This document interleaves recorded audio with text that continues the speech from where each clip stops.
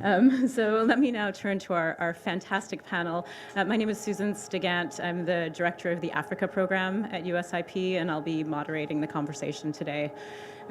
As Nancy mentioned, we have Fiona Mangan, who has just returned as USIP's country representative in the Central African Republic. And Fiona brings tremendous experience in rule of law, reform generally, and has worked previously at the Stimson Center and doing considerable analytical work on conflict dynamics, SSR and DDR. We also have Igor Ako, who has been coordinating our programming and our research work in Central African Republic. Igor also comes with tremendous experience and I think has been to every single corner of the Central African Republic. And I understand when he walks into a community, lands somewhere, drives in, people know him. So that's a tremendous asset, and we're really looking forward to hearing his perspectives. And finally, Paul Ronan, who leads and is working with the Resolve, the LRA Crisis Initiative, who will speak specifically on LRA violence. So let me pass it to our panelists to start the conversation for us. So thank you very much, Susan. Thank you all for coming, for your interest in CAR. A huge thanks to Susan and Elizabeth for trusting Igor and I with this project. A huge thanks for me to Igor for coming on board, for sharing his wisdom and being the most amazing partner in research that a person could expect, and for trusting me enough to say, hey, do you want to come to DC and present this alongside me? And a huge thanks as well to Natalie Al-Zayed, who I know is here today from Communities and Transition, who is one of our partners in implementing this project on the ground. I'm going to echo many of the things that both Nancy and the ambassador said. There have been huge successes in CAR this year, huge achievements in the last few years since Nancy's last visit in 2014, and some really positive strides forward. Peaceful elections for really the first time in CAR's history, something that Elizabeth Murray and I have a piece coming out on soon. We spend so much time looking at elections that have gone wrong, and we want to say, you know, these elections in CAR weren't perfect, but what went right? What conditions were put in place in order to allow these peaceful elections to move forward? There's been real positives in moving towards stabilizing the country, although we've seen some really concerning ripples of violence in the last couple of weeks. One, just as Nancy and Elizabeth flew out. At the same time, it hasn't spiraled in the same way that we've seen violence do so in the past. There is some ability of the government and MINUSCA to rein those in, and I think that is due to some of the gains that have been made over the last few years. Thirdly, President Touadéra, who we welcomed here at USIP a couple of weeks ago during his visit, and his stated desire and his energy that he's bringing to moving ahead, to real engagement and speaking with armed groups on the ground, to getting outside of Bangui. And finally, I think one of the clearest and most hopeful things about CAR at the moment is that when you talk to people, there is a clear will of the people of CAR to move beyond these crises. We conducted dialogues all over, in a number of locations around the country with Natalie's help. We conducted arts-based research in a number of locations. And one of the clearest messages that came out of this was that people are exhausted by this conflict, by these waves of conflict. They are ready and they want peace. But the other thing that was voiced, and this is where I'm going to shift into my comments today, the other thing that was voiced was real frustration, real impatience to move forward with the DDR, real confusion at what these delays that are causing, that are behind these failures to move ahead with disarmament, and real ongoing challenges, security challenges that affect people's daily lives. And so as we kind of recognize these positives and try to build upon them, we need to make sure that we're not shifting our gaze away from Central African Republic at a really, really crucial moment. The crisis point might have passed, but there is a real risk of return to crisis, and there are some very, very serious security dynamics that are developing on the ground at the moment that we need to address. The government's honeymoon period is up. And it has slipped past with a lot of good talk, a lot of commitment voiced, but not a lot of concrete action. And so it is good to see that this week there has been the first meeting of this DDR consultation committee, and hopefully this can start to be translated into real action on the ground by the government and by MINUSCA. And again, and I'm going to finish my remarks today with some elaboration on this point that the ambassador raised, which is that there are some very worrisome criticisms and very serious ultimatums being delivered to the UN mission MINUSCA on the ground at the moment. So first, to talk about some of the shifting dynamics and moving relationships with the different armed groups in CAR. As you all know, a series of armed groups came together in order to form the Seleka and to briefly bring Jitodia to power. And as those groups disintegrated themselves into what we now call the ex-Seleka, they have clashed and had fractious relationships between them, some real competition over resources and power. And that in itself, in some ways, in moving forward with peace, has been something that has given the international community and the government some hope. This division within these ex-Seleka factions has in fact created the ability to sort of pull them apart, to reduce that ability to negotiate as a bloc. And they have undermined their ability to kind of hold the kind of power that they did in the past. However, we're now seeing some really concerning shifts on the ground and the potential for a reconciliation of these different factions of the Seleka.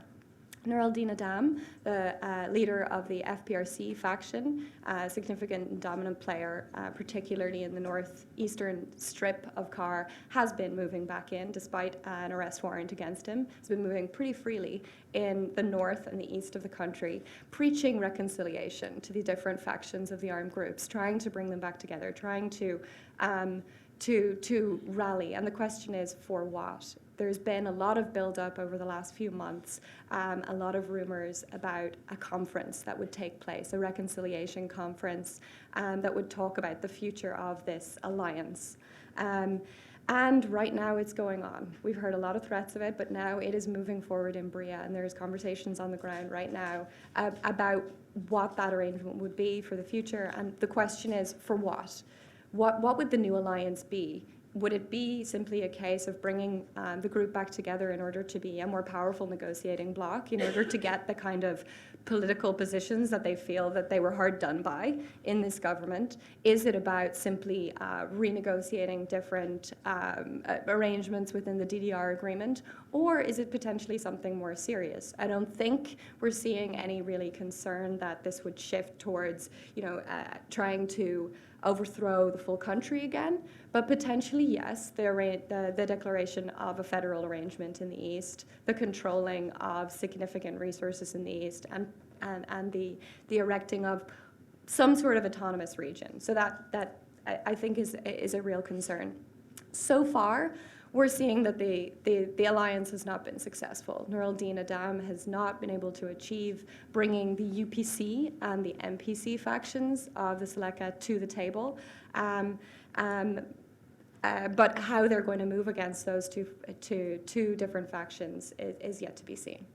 There are shifting dynamics within the anti-Balaka too. Although things have quietened, although there has been some dismantling of some of the structures in the West, two key factions of the anti-Balaka remain very strong: the coordination structure under Ngaisona and the coordination structure under Mokom. We've seen recently a communique coming out of what's known as the Force Vive, a group that is composed of some concerning elements in civil society, anti-Balaka elements, and some links to the FACA, demanding pulling out of the DDR arrangements that they're currently engaged in, and demanding the withdrawal of MINUSCA, delivering ultimatums to them, and indicating serious new splits and real animosity between Ngaisona and Mokom's different coordination structures. Another dynamic we're seeing is new armed groups cropping up, and we see this in a lot of countries where a DDR arrangement is about to swing into place. Suddenly you have these new armed groups sprouting up rather cynically, ready to participate and to be part of the spoils that they expect. So particularly, I think, vicious and rampant in the country has been 3R, headed by General Siddiqui, carrying out some very, very serious attacks on villages, particularly in the western area of the country, the belt that sort of covers the western Cameroonian border and spreading up to Chad. As I said, relatively cynical, seems to be more about being able to participate as a new armed group. There are some links to the MPC structure and some participation in control of the cattle market and trying to monopolize control of that border area. Fourthly, the springing up of armed group companies and potential legitimization of armed groups in that way. We've seen since spring this year an arrangement come to being between Chinese companies who are exploring potential oil in the Ndele Birao area and need the protection of their assets in that area. The FPRC, who have long been involved in securing those assets for them, setting up a security company called Fit Security. And although in some ways this just looks like the further bedding down of protection economies, I think it really indicates some very concerning legitimization of those protection economies, and it not just disincentivizes the participation in DDR, in disarmament, but in fact funds and incentivizes the rearming of these groups. And this behavior really tilts away from being able to encourage these armed groups to participate in the disarmament process and acts as a centrifugal force to any kind of security sector reform arrangements moving forward in the country. And maybe just to close out, to say a couple of words about what's going on in the community-MONUSCO relationship at the moment.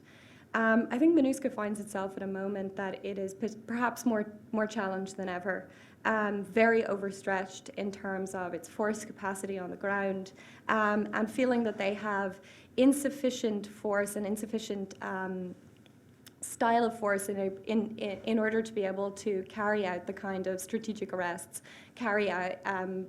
hold in place weapons-free zones in town centres, and there's been a lot of slippage. And that slippage in itself has led to huge criticisms by the community who are feeling the effect. Seeing armed actors being able to walk freely within town really reduces the confidence of civilians in what MONUSCO can provide.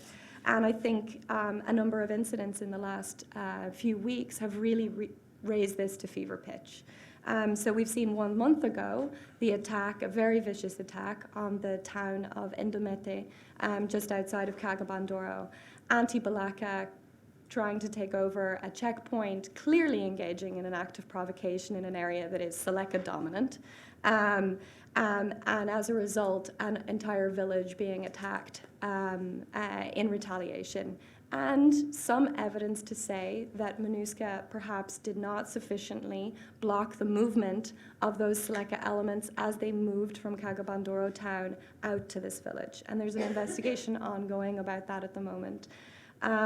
48 hours ago, an attack on an IDP camp at the Catholic Church site in Kagabandoro, major death and also the looting of the Catholic Church, something that really has been off bounds until now. The Catholic Church, and particularly the IDPs that they have protected within their grounds, have been relatively neutral, and that's a real transgression. That's a real push beyond what we've seen as these sort of little brazen acts of rebellion against the weapons-free zones in these areas, and I think it's a real creeping concern, and it's something that is very concerning to civilians in the area. And then coming back to what I was referencing earlier, this BRIA conference. At the moment in BRIA, there's an approximate 1,500 ex-Seleka who have come together in the surrounds of the town to participate in this conference. And while initially there was an indication that at least 4 strategic arrests had been authorized, the decision has been made, it appears, to not proceed with those. And on the one hand, extremely understandable. MINUSCA are very concerned that were they to proceed with affecting those kind of arrests, that there may be enormous blowback from the population and indeed from this large gathering of ex-Seleka in the area that they would not be capable of overwhelming with the force that they possess on the ground. At the same time, for community members to see the ability of ex-Seleka to come together in the open, under the noses of the MINUSCA, and they're not going to do anything. This is a real undermining of the confidence in the mission, and a real challenge with MINUSCA really being caught, I think, between a rock and a hard place in this situation. So I'm going to finish there and pass on to Igor. I think just to say, to reiterate, the government is really running out of time. Honeymoon is up. We need concrete action. We need an actual DDR plan, which has still not been articulated, despite months and months of expectation, and some real concerns about then matching that expectation around what this DDR is going to deliver to what the armed groups are expecting on the ground.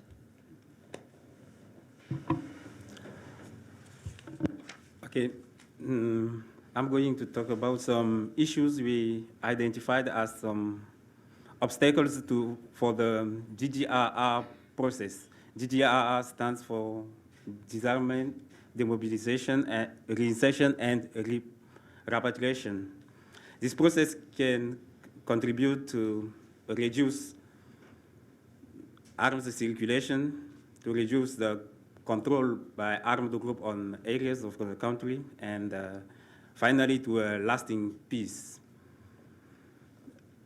We identified 3 major obstacles that are the economic drivers of the conflict, the presence of mercenaries in CAR, and lastly, the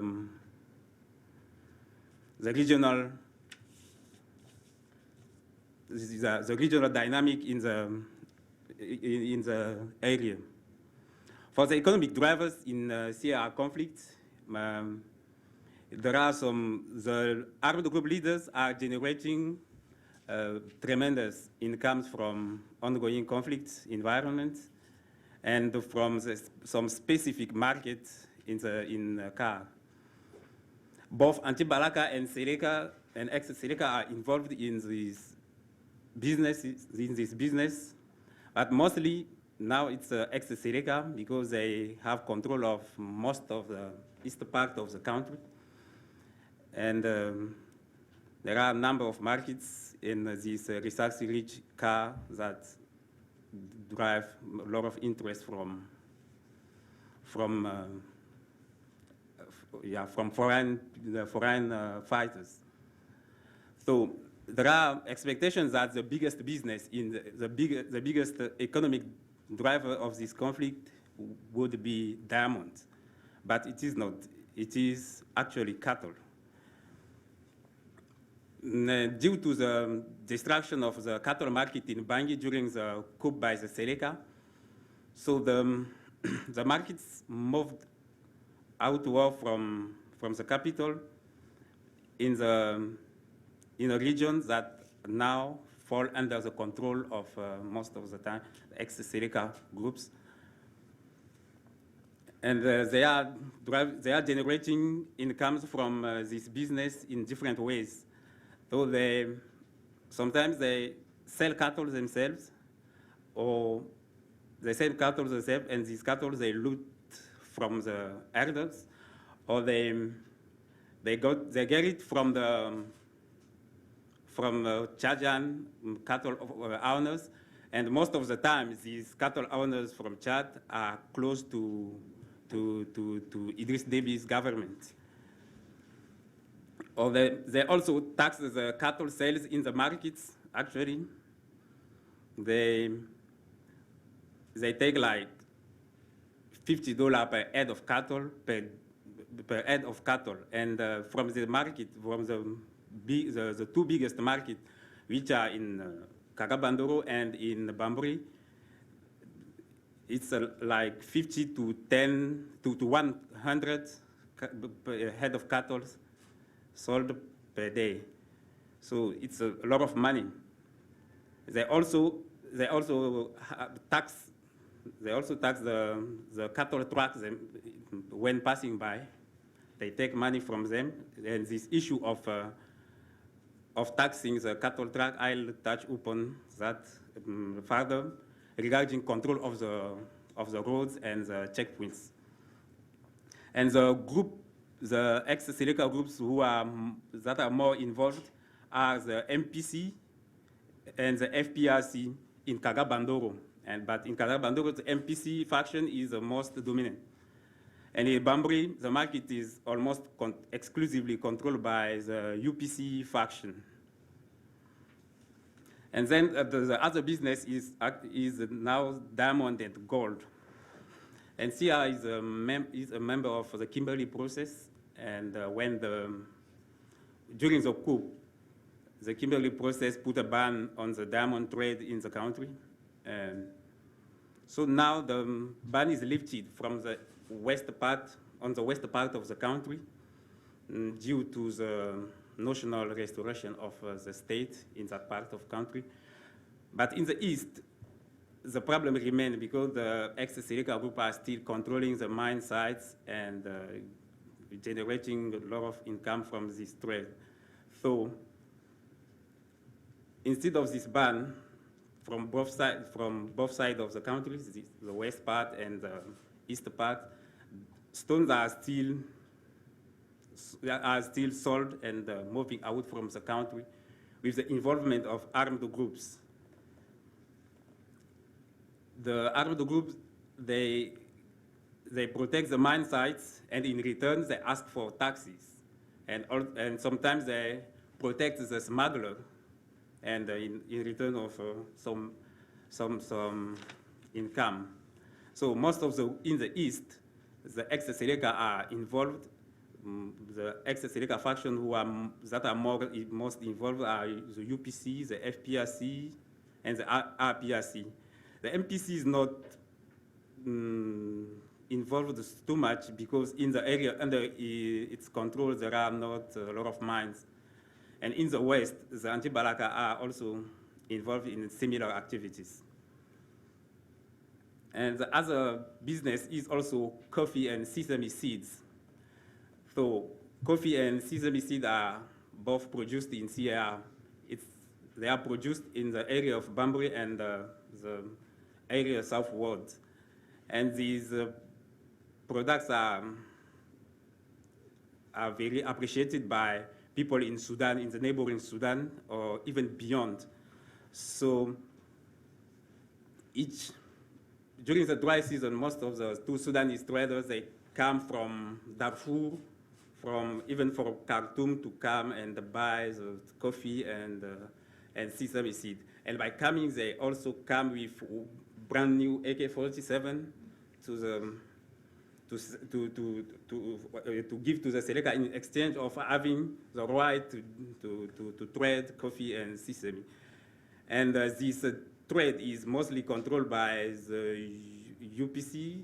UPC is one of the ex-Seleka faction who control the Bambray and the area around. And the other business is the checkpoints and the control of key axes. So it's something that is widespread in the country, as it is in all the conflict countries. Almost all the armed groups are involved.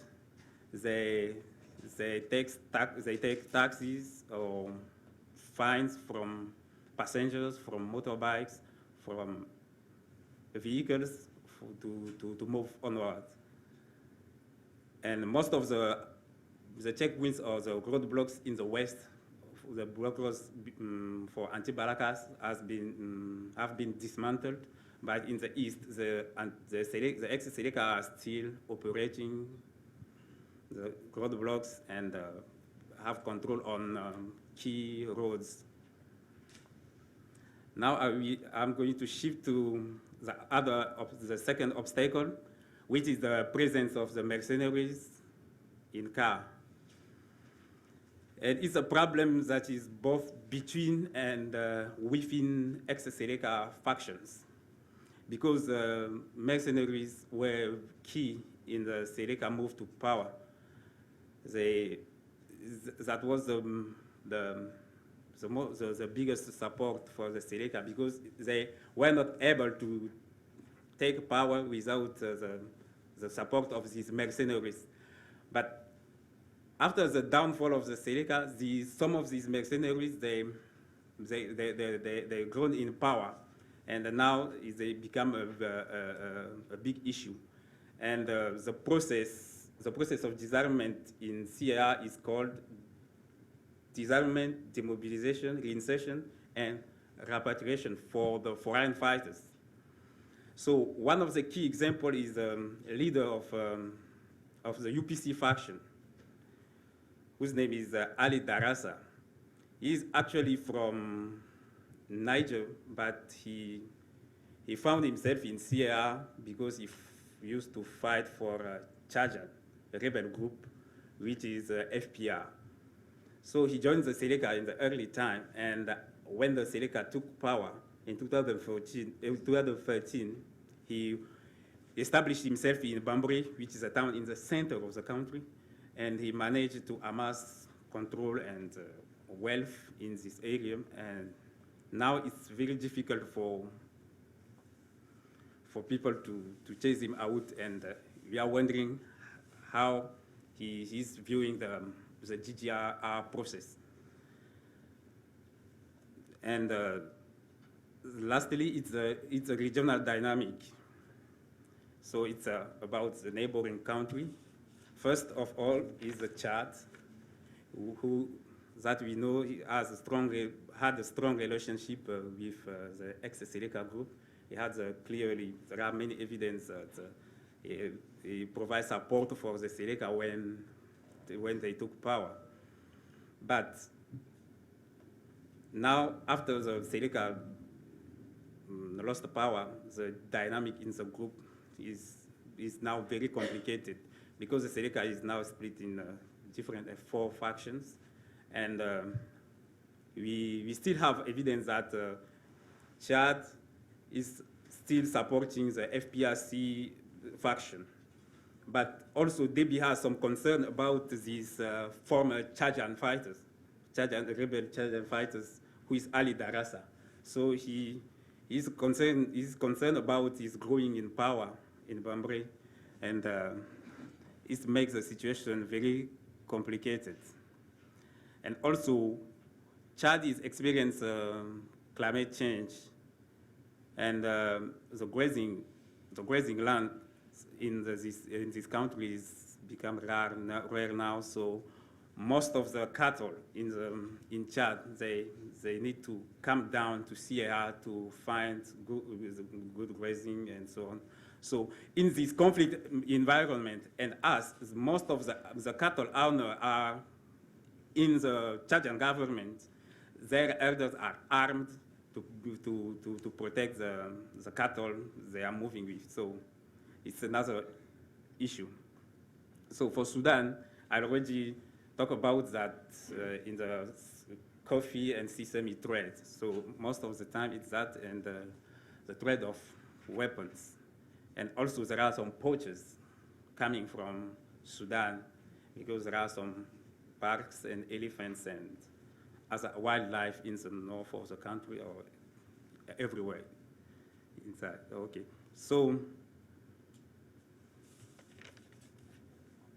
GRC, the Democratic Republic, that is the southern neighboring country of CAR, it's not significant, but there are some diamond smuggling going on that way.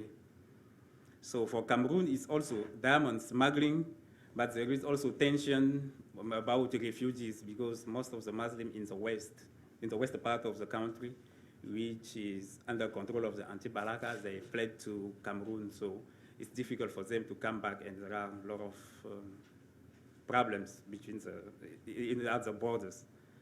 So to finish, I can say that CAR lies amid a very complicated neighborhood.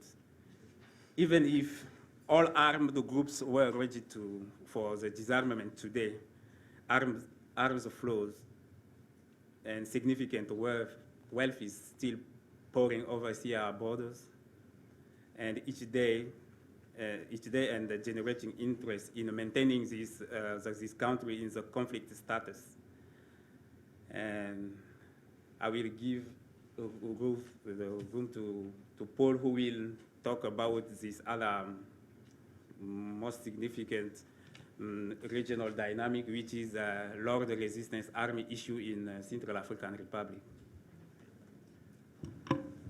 Thank you very much, Igor, and thank you to my colleagues at USIP for putting this discussion together. I really appreciate the chance to be here, and I'm very glad that Igor had a chance to come as well. I had a chance to travel with him to the east last year, and I can attest that when Igor lands in a town, no matter where you are, you feel like you're with Bono. Everyone knows who he is. So I'm very, very glad that he has a chance to come here and share his expertise.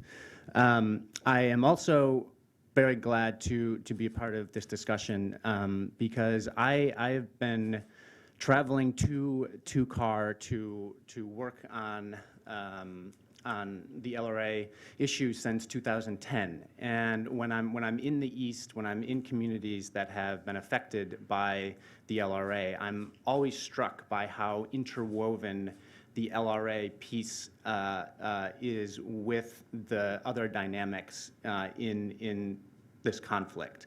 And then often when I travel to Bangui or at times in DC or in New York, I often encounter a sense that the LRA is a separate issue, doesn't really have anything to do with CAR, and you know, we don't need to have those two discussions at the same time. So I'm very glad to have this chance. So just to trace a bit the arc of the LRA and its activity in Eastern CAR. First entered into the Southeast in mid-2009 via DRC, was followed a few months later by the Ugandan military, which at the time was operating on a bilateral agreement with the Bozize government and was soon under an African Union authorization. And in 2011, U.S. Special Forces were deployed to the Southeast as well to work with the Ugandans and, in theory anyway, with the FACA to pursue the LRA. And both the Ugandans and the U.S. Troops are still there. The good news is that the LRA is a fraction of the force it was in 2008, when we estimate that it had about 800 combatants, or in 2010, when we estimate that it had about 400. Right now, our best guess puts the LRA combatant force at about 150, 90 to 120 of which are Ugandan, and the rest are young men that have been abducted from DRC and Eastern CAR.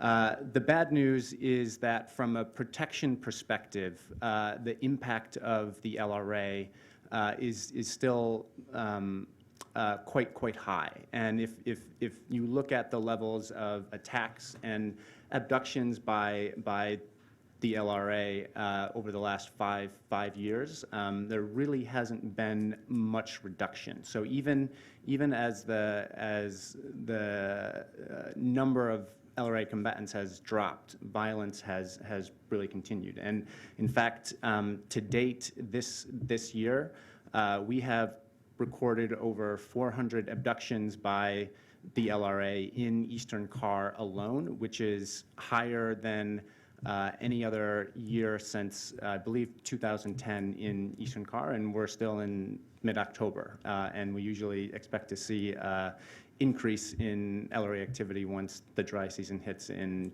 November, December.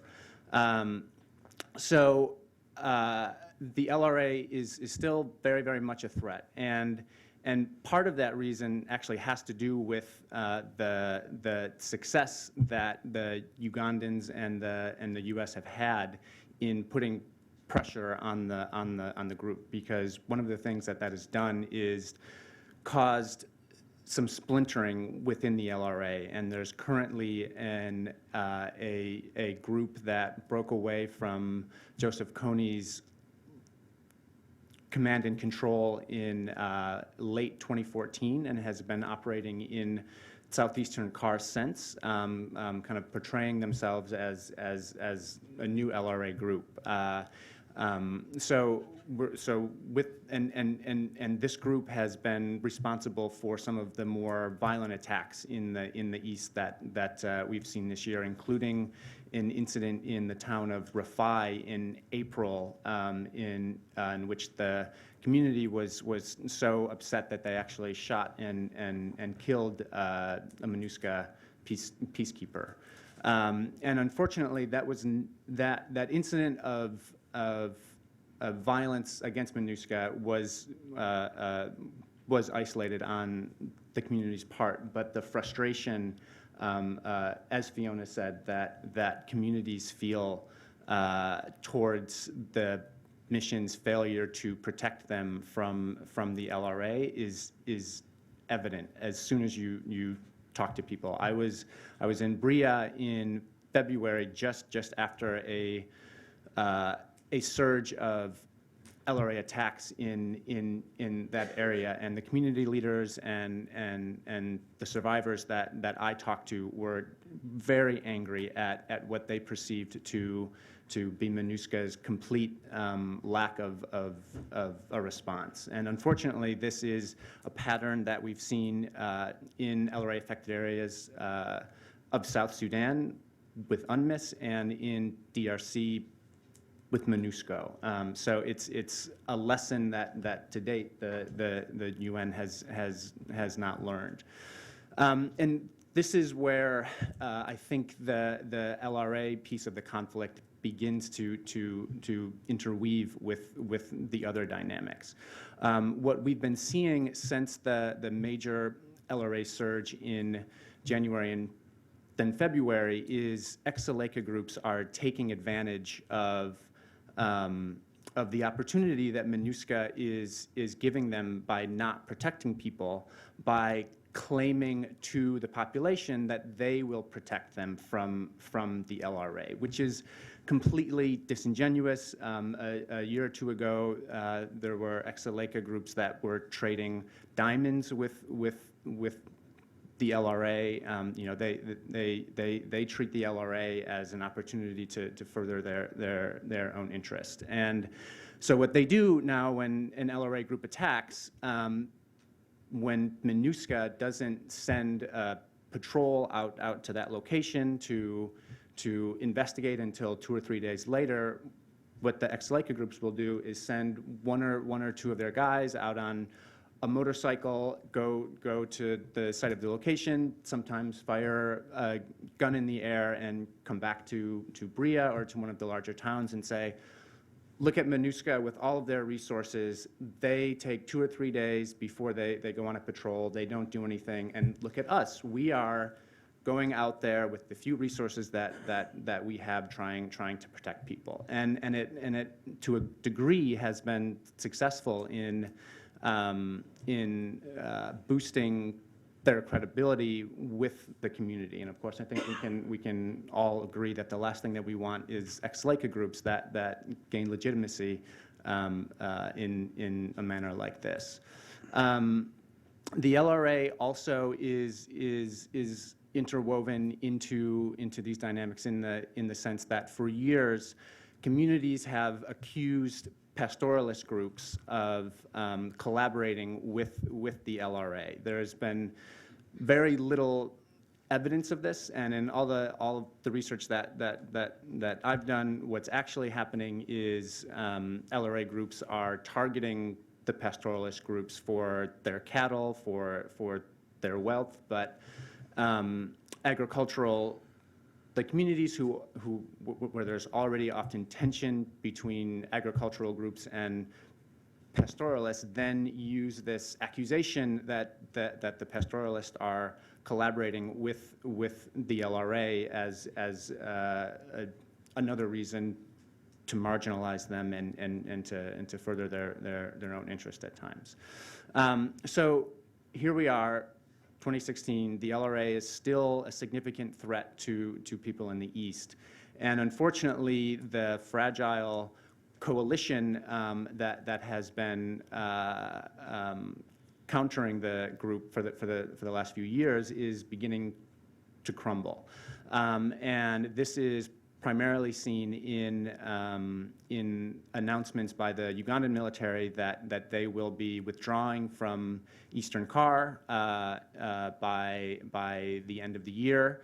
I think that there's a lot of work going on in diplomatic back channels to see if the Ugandans can be flexible on that. I think that there's some hope that they'll stay at least through next May, when the current African Union authorization for their presence will be up. But I think that there's a real risk that if the Ugandans withdraw in a rapid manner, that MINUSCA forces will not be able to fill the security gap in the southeast. So that is certainly a concern for us. So I see that we are creeping into our Q&A time. So I'm just going to end it there, and we can have a discussion from here. Great. I want to thank all the panelists, and maybe if I can just start off with a question as people are thinking about what they'd like to raise or comments. I was particularly struck by how some of the language has been overtaken and perhaps owned by armed groups, and so the sense that when people are talking about reconciliation, it's talking about reconciliation among armed groups, and that maybe our typical thought about DDRR, we have a different sense of it. So I think that's something worth digging into a bit. But I wanted to pick up a question on the legitimacy of the armed groups. And Paul, you talked a little bit about how they're leveraging that in LRA affected areas. But I was wondering, Fiona and Igor, if you could talk a little bit about, as you were conducting dialogues, visiting communities, how did people respond to the armed groups? What's their sense of those who have legitimate grievances, or the ideas of some sort of federalism and partition? How deeply are the economic benefits being distributed, or how even strategically, if not deeply, are those being distributed? Just to get a sense of what kind of currency and perhaps base some of those groups have. I'll jump in on that point. Yeah, I think this is something that the government and MINUSCA could really stand to work on a lot more. There's some very easy ways, in a way, that they could step in and delegitimize some of the claims and some of the connections and some of this "we're there to defend you" rhetoric that is going on. Because, for example, I mean, you've got at this point, things are becoming so cynical with the way that the ex-Seleka groups have operated, the amount of wealth generation that is going on, that in ways the international community, and particularly I've seen some of the key international community members in Bangui saying, they're so separate from these claims that they had originally espoused. At the same time, we need to recognize that there were some legitimate grievances that have been voiced as part of these reivindications by different ex-Seleka groups that have not been dealt with. So the northeast of the country remains horrendously underdeveloped, very serious lack of citizen protection, civilian protection, any sign of government in areas like Indele and Barao, and that's very real. On the other hand, the communities still have some affiliation, some response to this Seleka rhetoric that they're there to protect them, that they're the ones that are facing up to the government, are protecting them where the government won't. And yet at the same time, in all of the wealth generation that's going on, are we seeing anything actually from the Seleka being directed up into those areas, aside from one key warlord, General Daman, who is building a hospital? He's a real Robin Hood. He's building a hospital in Samwanja. Aside from that, I mean, despite all of these claims, we don't see the Seleka doing anything to develop in Dele or Birao or any of the other areas in which they say that they are speaking on behalf of the population. And so I think if the government was capable of sending anything, small signs of development, you begin to be able to carve away at that argument that we're your defenders. You're able to, I think, undermine that a little bit. The other thing, I think, in terms of this sort of idea of a federal arrangement, I think there is some real recognition at citizen level and some real anxiety actually about that potentially happening. Even we were up in Birao talking to the Sultan, and the Sultan was referencing South Sudan and what we've seen happen in South Sudan as a real concern, saying, yes, I mean, we have some support for FPRC and what they're doing here, but we are a bit concerned about what would happen should this country separate. Will that really bring us more security? Will that bring us more development? We've seen what's happened next door. Yes, I just want to add that all this wealth they are generating in these economic activities, they are not really sharing it even with their fighters. And most of the time they just provide food for them and they don't actually have like a salary or something like that. This makes a gap between the leaders and the fighters, but they try to hide that.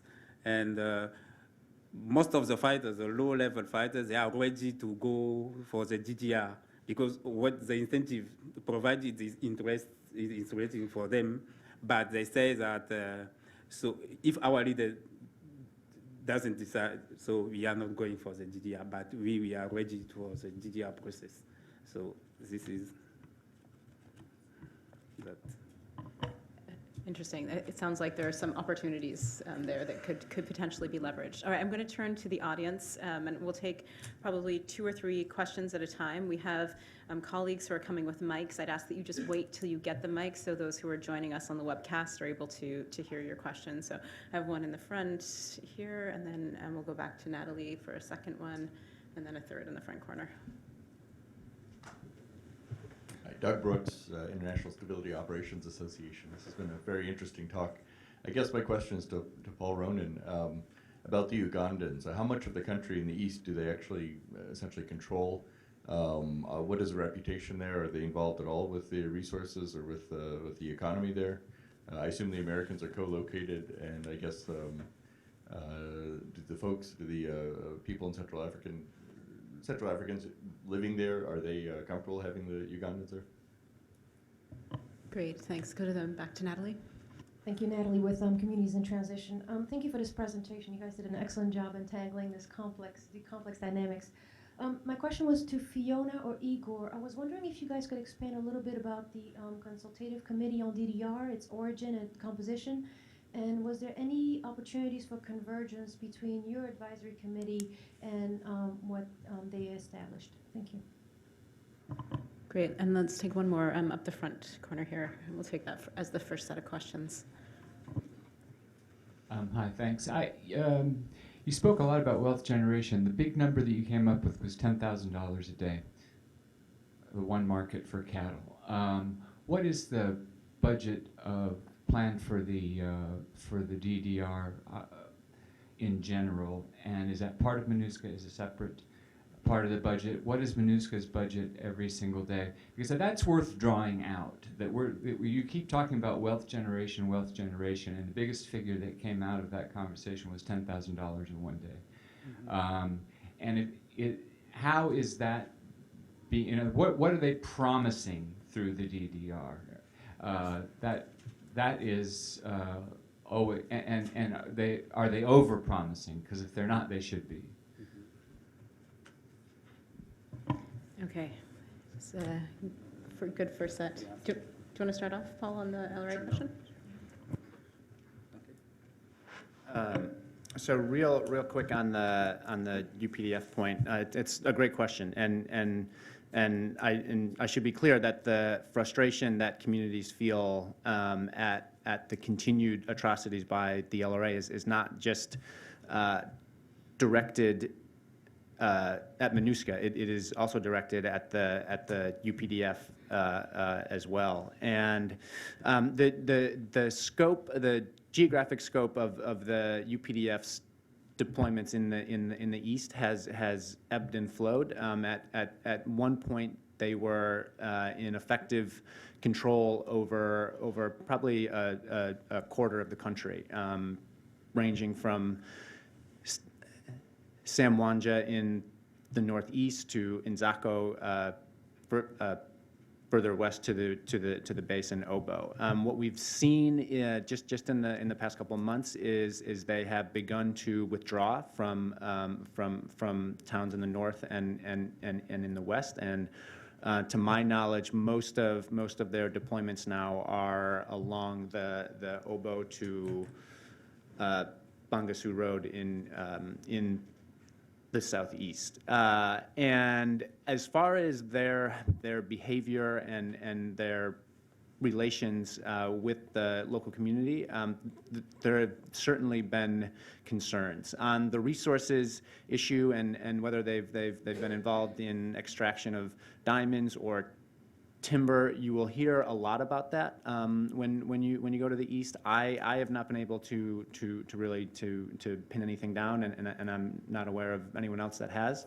But it would not surprise me. They've been deployed in these communities for 5 or 6 years. So it's hard to say kind of what the relationships they have.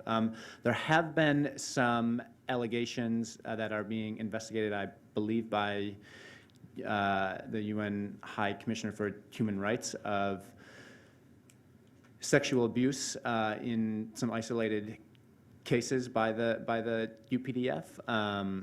So that's certainly very, very concerning. But again, as we see the UPDF beginning to withdraw from a few of these communities in the east, what we're seeing is ex-Seleka groups beginning to fill in that gap. So I think that from the kind of a community protection perspective, things aren't going to get better necessarily if the UPDF leaves. Yeah, so a real insider question from Natalie, who's been in and out of CAR, I don't know how many times this year, both for us and for others. Yeah, so first to sort of give a little bit of an overview, what has been set up recently, starting from I think June, was a new national coordination structure within the presidency, a national coordination structure for DDR, SSR, and national reconciliation. And they have nominated within that structure 3 additional special ministers. They're special minister councillors, they're calling them. 1 for DDR, 1 for SSR, 1 for national reconciliation, and 1 who sits above them all. And what we saw this week was the first session of a really positive structure within that, and an idea within that, which was that they were going to have a consultative committee on DDR with armed group representation, which I think was really important because as that structure got off the ground, there were some very serious criticisms leveled by the armed groups saying, you know, this is a structure that you created without asking us about it. We're your key audience. If we're not buying in, you know, this isn't going to have any traction. So this is a really positive step forward that they're doing this. And then below that consultative committee, and I think this is the real positive and this is the real departure from the old, they're going to put in place, or that's the plan, local committees for DDR, SSR, and national reconciliation. We've been in regular conversation with some of the individuals involved in the national coordination structure. Natalie was asking, we've been working at national level and also at local level, doing consultation work and feeding that information upward into a senior consultation advisory committee that we were calling, composed of senior civil servants and civil society, many of whom were the DDR SSR focal point for their ministry. And really positively, we've now seen 2 of the key, most talented individuals from that committee have been fully seconded from their ministries to be positioned within this new national coordination structure. So hopefully there'll be some pushover from the project that we've been doing.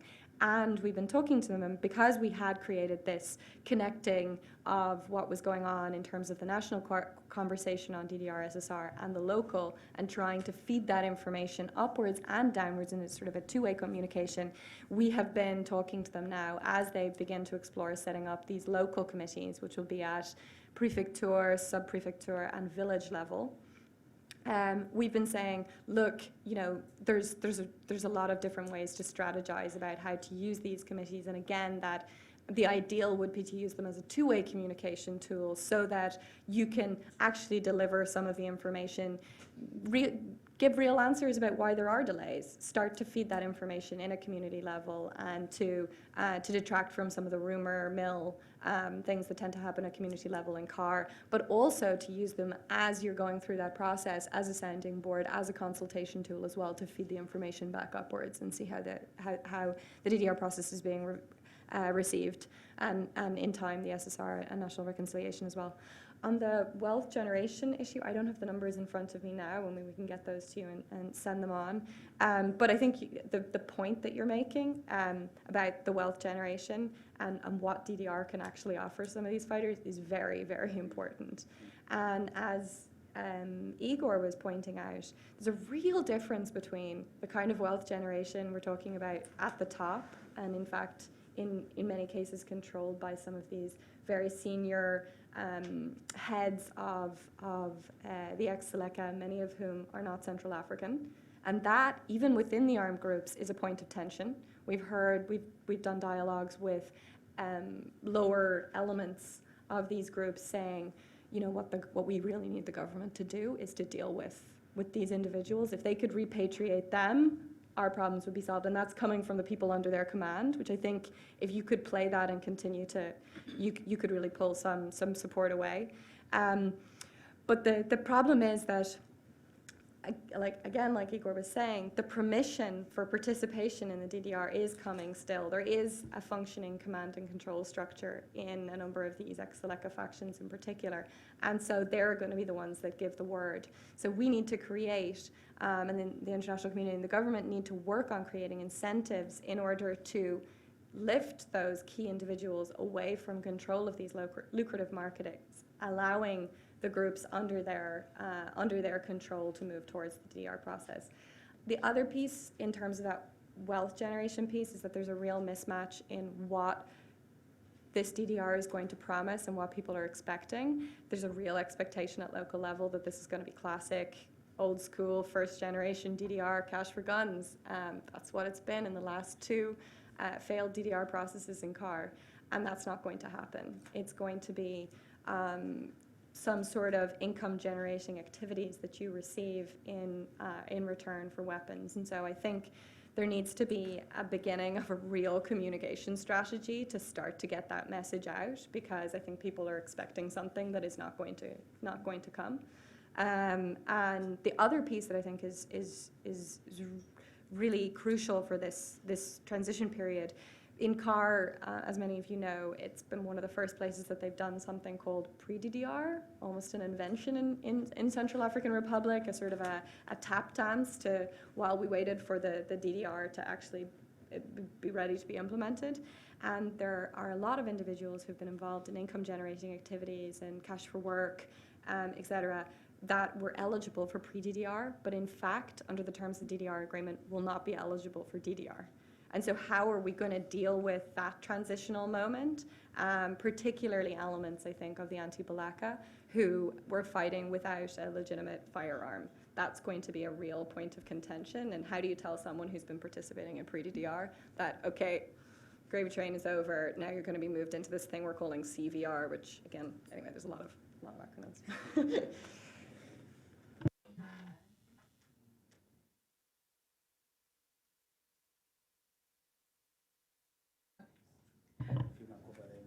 All right, let's go for another round of questions.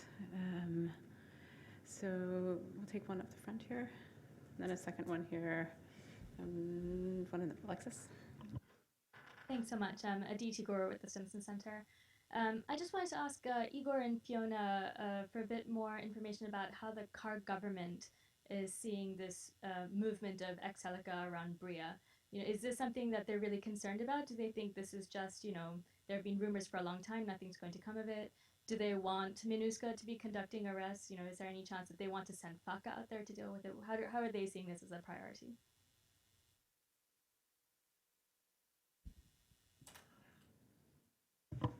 We had a second one at the back. Someone in the back. Okay, well, let's go to Alexis, then we'll pick a second one on the side. Thank you. It's a great discussion. Alexis Arieff with the Congressional Research Service. I wonder if I could leverage your willingness to be frank as a panel, and as you've all pointed to sort of what we can see as a turning point in CAR and potentially a positive or negative turning point with how the international community has dealt with the government of CAR. If I could draw you out a little bit on what your current assessment is of the Touadéra government. Obviously, they've benefited from an enormous amount of goodwill. There are legitimate reasons for the delays that we're seeing, and it seems to me that there's a willingness on the part of the international community to date to excuse some of those delays as sort of well-meaning, but perhaps a reflection of poor capacity, or sort of, you know, technical problems. At this point, the government has been in for more than 6 months. Can you start to make an assessment of whether there are other reasons for these delays, or sort of what the deeper nature of this government is, especially keeping in mind a similar dynamic that took place under the Samba Panza government? The gentleman right behind Alexis. I am Telaman Mabe, National Congress for Democracy. I want to say thank you for you guys hosting this conference. My question to you is that, do you think that the problem in Central African Republic, is it in the long run, is it a problem based on lack of democracy? Or if you said yes, then don't you think that the whole sub-region of Africa, we need to have a more approach of solving all those issues? Because when you look at the southern part of Central African Republic, you have Congo-Kinshasa. The president has been there for 36 years. You have Congo-Kinshasa, which is unstable against a lack of democracy. You have Cameroon, the person has been there for 32 years. If you have Chad, the same thing that is happening in the whole sub-region of Central Africa. So do you think that we should have a much more comprehensive approach in tackling the democracy issue in those regions? That's the question.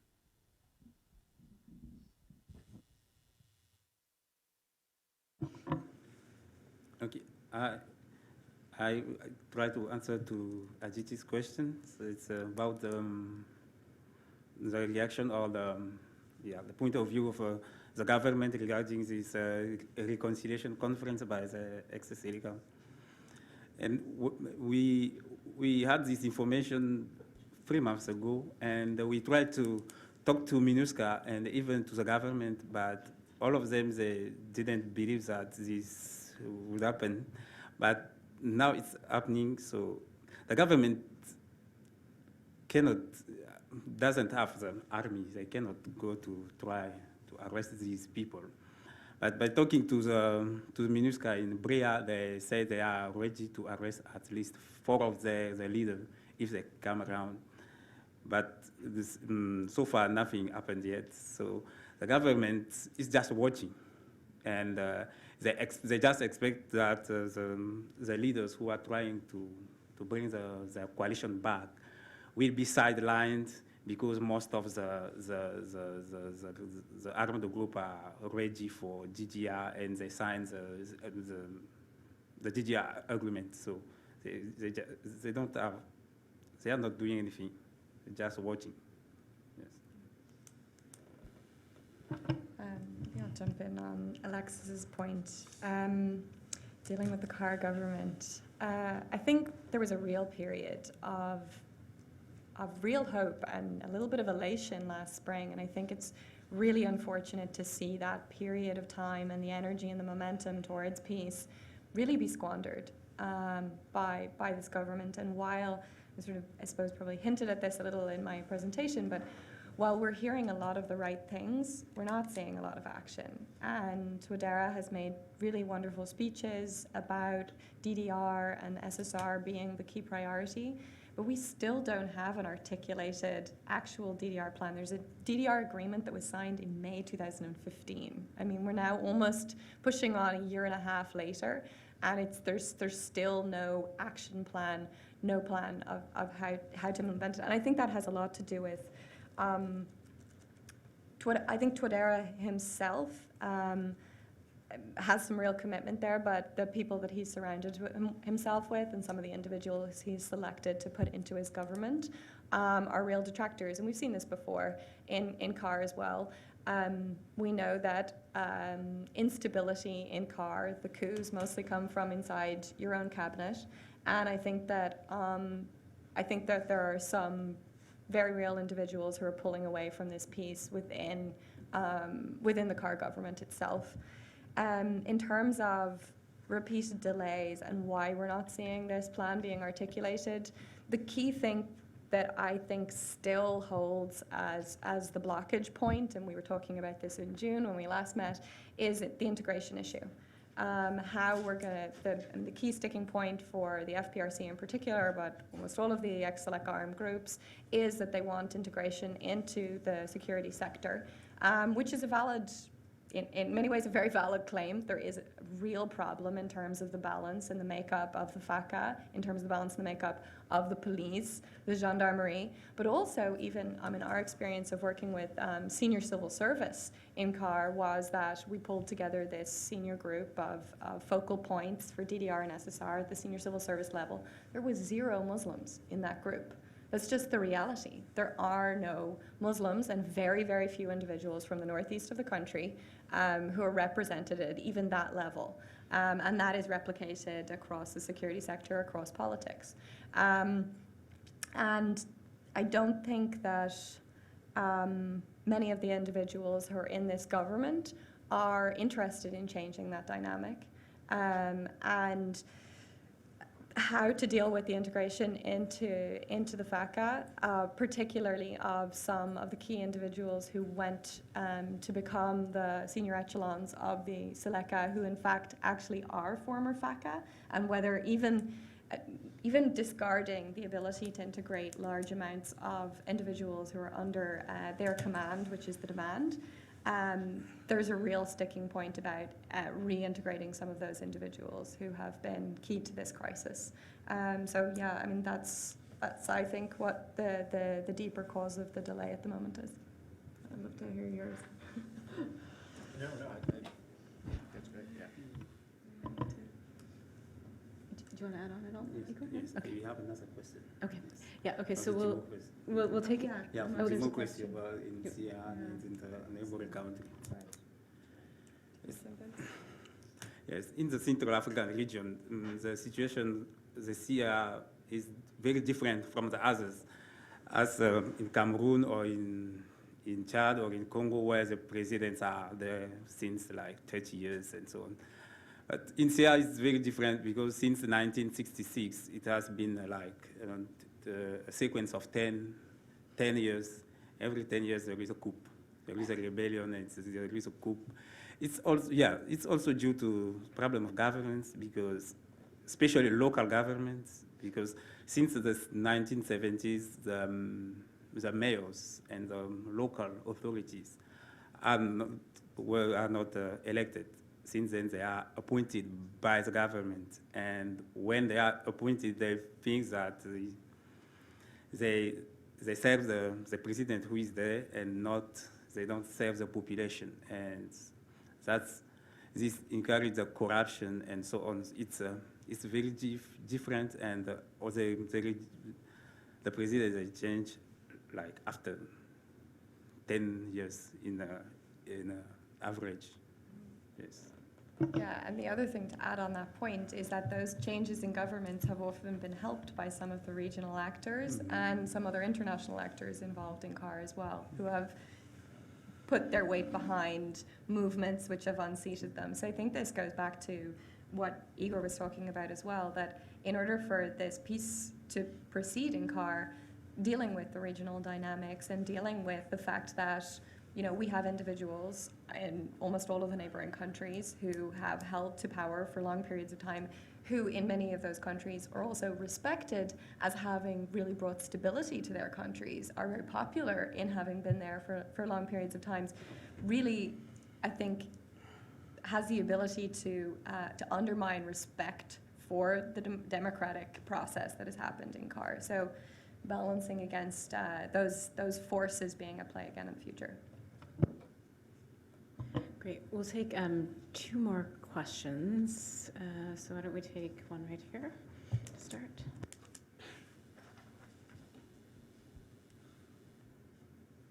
Silke Roche from the United Nations Department of Peacekeeping Operations. I'm leading the MINUSCA team in the DDR section. And I'm, of course, very happy to see that a lot of the discussion today is about DDR, even though it's a very challenging issue. But it's not often that we are in the center of attention, especially in Central African Republic, where it's a very popular program, unfortunately. And I will explain also what I mean by that. But let me first maybe update you on something positive that happened on Wednesday at this famous Comité de consultation et de suivi. We did distribute as the main action point of the agenda a draft national DDR strategy to all the participants, so all the members of the committee, meaning the government and the armed groups. This draft national strategy had been prepared over a long period of time by the government with the support of our MINUSCA DDR colleagues and also the World Bank. This is important because the World Bank is our designated main partner in the DDR program. However, there are a number of challenges, of course, in having the strategy adopted, because what we need is a full buy-in of the armed groups, and you have mentioned that throughout your presentations. Now, why is this so challenging? First of all, it is challenging because of, indeed, some of the more operational issues, such as providing interesting incentives to the members of the armed groups. But it is mainly challenging because we have a really hard time in getting an agreement between the different actors of the conflict. So DDR, normally in an environment where you don't have a peace agreement in place that is signed by all the actors of the conflict. I'm specifically not saying armed groups because, as Fiona also mentioned several times, there are challenges also on the government side, and we haven't covered that maybe that much in the FACA. Basically, the FACA can be considered also as the anti-Balaka, or are considered as the anti-Balaka by the other armed groups.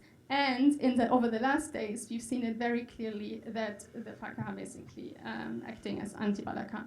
So just to say that the issue with the political process is that both agreements that were signed, the Brazzaville Agreement and the Bangui Forum Agreement in 2014 and 15, did not, as Fiona mentioned, address the main grievances of the armed groups. Now, obviously, it's more than about grievances. It's about, illegal wealth generation and so on. But there are 2 layers of motivations. And some of them are legitimate. And that is actually a great opportunity for us as the international community. Because in many countries that are in a similar situation, there are no legitimate claims by the armed groups, which makes it very difficult for us to negotiate with them. However, in this context, we do have all these claims about all the grievances about the marginalization of the Northeast. So unfortunately, these were not really discussed at both peace conferences. So, however, the main condition to do DDR is to have this buy-in from the armed groups, because it's basically a voluntary exercise. Okay, you give up your weapon, and okay, in exchange you get something. But that something is not sufficient, okay? Because it's not about giving up your weapon, it's really about creating a midterm, if not long-term opportunity for these members of armed groups so that they do not return to armed conflict. And this is what is very challenging in CAR because there are no opportunities. Okay, I mean, Ambassador Hawkins said it very clearly, the country is empty. It takes a long time to build infrastructure and to create employment opportunities. And meanwhile, political pressure is very high from all sides on MINUSCA to support the government in implementing this DDR process.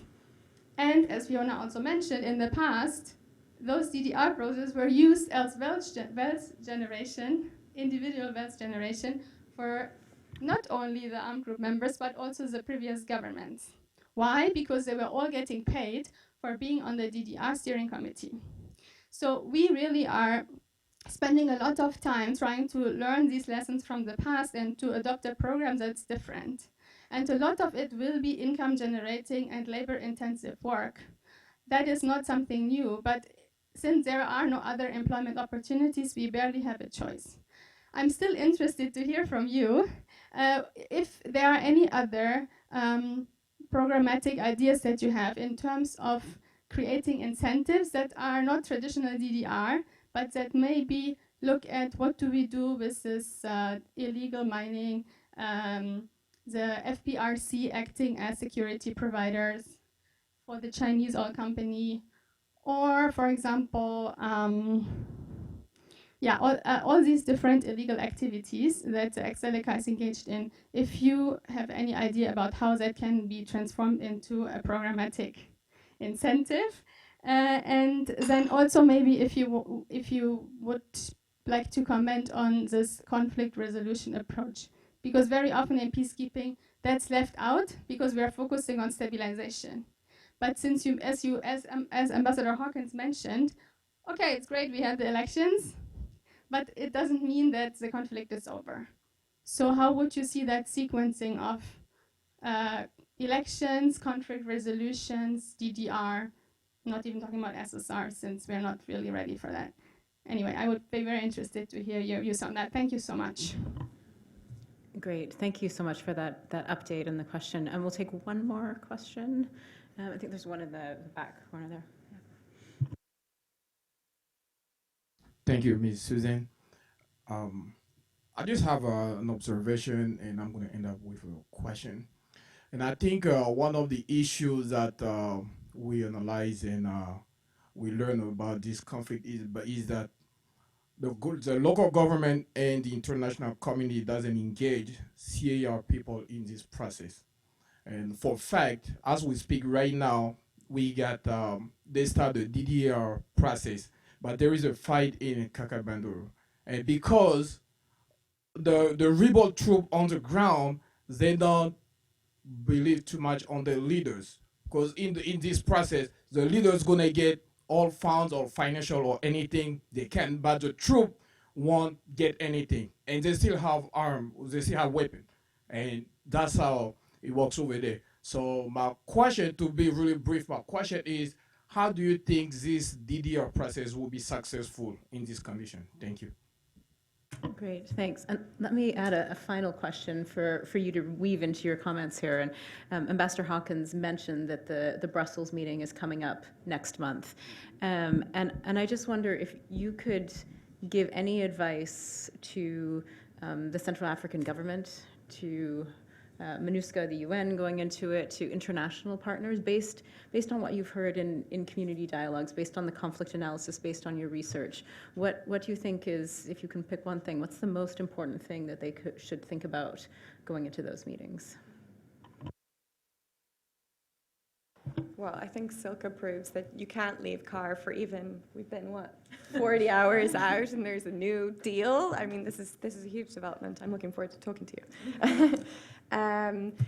In terms of incentives, I think one of the key ones wouldn't be so much of an incentive, but whether MINUSCA could shift some of its energies away from town centres in order to put some of these activities beyond play. So I can very much understand an overstretched mission which has protection of civilians at its center, that what the mission's focus has been to be present and be able to provide safe environments within town centers as a minimum, because securing the whole of Car, which is large and largely empty, is a really difficult task. But one of the criticisms that we've heard over and over again is, you can be in the town centers, but MINUSCA can't be more than 5 or 10 or 20 kilometers outside of the town, and that there's still real instability on these axes. And I think what's crucial to that is that actually a lot of these economic predatory activities are happening on those axes. And so if we're talking about this being a crisis-focused protection of civilians mission, yes, you do need to be centered around town centers, and you need to be doing a really good job of providing robust protection of civilians within those centers. But the reality is what you're doing by providing that is also tipping a lot of the populations that used to live along those access points into the town centers, and that is creating all kinds of economic and social problems in itself. But if you could actually, and I know this is a real challenge when, peacekeeping missions are stretched, but if you could actually start to push some of the resources that the MINUSCA mission has outward from those town centers in order to start putting beyond the reach of these armed groups some of the key wealth generating activities. So find a way to restore control of the cattle markets in Cacapandoro and in Bambari. Those are huge money. Those are big focus points of these armed groups, and I don't think it'll be easy to put those beyond play, but I think that needs to happen in order to move this forward and in order to lift some of these key individuals away from the activities that continue this dynamic. The other is, the diamond sites and being able to control key access roads. There are many diamond sites in Car, and I know that it would be difficult to control all of them, but there are some really crucial axes upon which major civilian atrocities are occurring. For example, the one between Bria and Yalinga, where Mahmoud Saleh has been carrying out serious atrocities against community members, against villagers, and against anyone moving out to the mines in that area. To be able, again, just to start moving these armed actors away from the activities that sustain this conflict. That would be one. And then to answer Susan's question, which is a tricky one, one of the things that I've been really concerned about and started to really hit me through the 9 months of being there was that as the international community, I think we are replicating some of the failures of the Car government over the years in the way that we're providing assistance. What do I mean by that? If we want to talk about dealing with the fallout of the previous crisis and some of the real damage to the social fabric and to the sectarian divides that have crept and been really solidified between Muslim and Christian communities, we need to focus our energy on the West, right? That's where the key, sort of damage was done by anti-Balaka, ex-Seleka, exactions against each other and these cycles of violence. But if we want to actually solve some of the root causes of this conflict, it's the Northeast. We're still not there. You go up to Birao, and there are 4 NGOs operating, none of whom have international staff on the ground. In order for Igor and I to go up there and do qualitative research, we had to stay on the MINUSCA base, which took months of persuading, because there's simply no guest house in town. It's not a question of there's no secure guest house in town. There is no guest house in town. There's nothing to stay at. And so even for international NGOs or local NGOs that wanted to get a foothold to start doing the kind of activities that I was talking about, which would start to pull the Seleka away from having that community support up there in order to give communities something that says our government actually cares about us, we're willing to be brought into this state.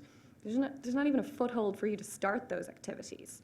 And so I think that would be one piece of advice going into Brussels. I think that yes, we need to continue to, invest in making sure that those relationships are repaired in the West. But if we want to actually tackle these cycles of violence and the root causes of the conflict, we need to actually start working in the Northeast. Yes. I want to add something